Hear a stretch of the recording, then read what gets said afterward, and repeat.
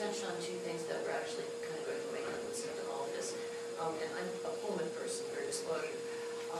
The reason that we chose Pullman over the Net Moscow, we had two specific reasons you kind of touched about. The first one is that my partner and I are both disabled, and snow removal is a big issue. We cannot dig ourselves out. And I was looking at the new snow removal ordinance, and what they're looking to do. Something that I saw that is very, very important is what they're talking about with the fire hydrants, that the owner of the property is responsible for clearing the fire hydrants.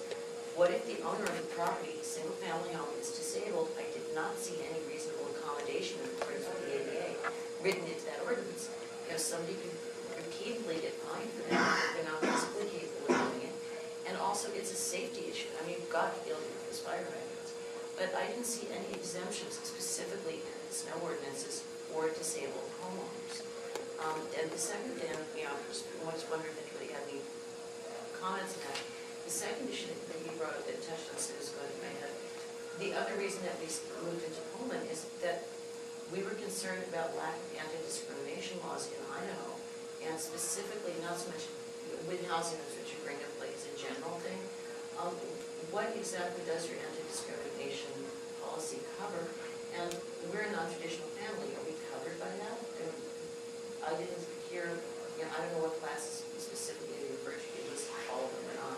But is sexual orientation or gender identity included in that? Because the state doesn't have protections.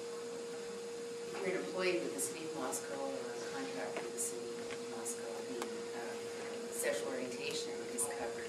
Gender identity and expression were not covered explicitly. The city council recently voted on that issue, and each council member articulated their desire that people should not be discriminated against based on gender identity and expression, but that adding more language was necessary for that area. But there's, you know, you've seen the federal list of protected classes, and the city of Moscow respects and recognizes those. Interestingly enough, the city of Moscow is the only so-called inclusive city in the state of Idaho, as recognized by the National League of Cities, meaning that we are head and shoulders above many of the other places around our state in trying to be welcoming of people of all abilities and backgrounds.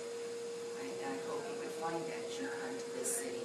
We have a very active Human Rights Commission chaired by Ken Fonts, and I would invite you to look at their website, to attend any of those meetings, to participate in events like the Community Walk, the Martin Luther King Jr. Annual Breakfast, to be involved with Layton County Human Rights Task Force.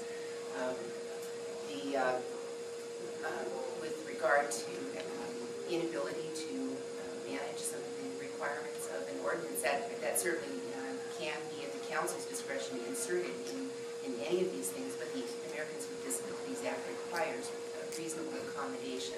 And so I think you would find that this city is not oppressive in that sense. If there were a special need, we would certainly do our very best to accommodate it. It was need a phone call to make that happen. But do the people who are, the people who are enforcing this, like, I don't know, the police department, code enforcement, are they aware of that? And I'm not quite sure who to ask. Well, you know, you asked this. We recently had with the water conservation ordinance, and there's a piece about this, how you have to sweep your sidewalk or something, and you can't squirt it up with a hose.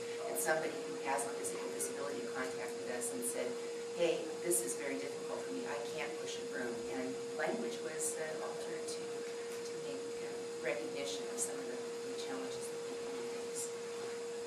It's a very big point. I think it's good to bring it up because I see, as I age, I'm starting to think about who's going to do my sidewalk tomorrow when I'm 80.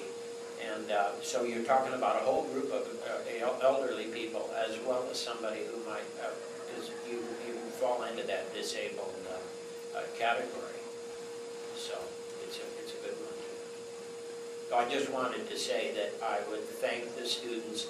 You need to realize, you should realize, and I think you do, that our town is exceptional in large part because you're here. And so there are many towns in Idaho that are 15,000, 20,000 that don't even come close to this place because we have so many cultural and And there's a price to pay for having a bunch of young people living in your midst, but there's also a great reward.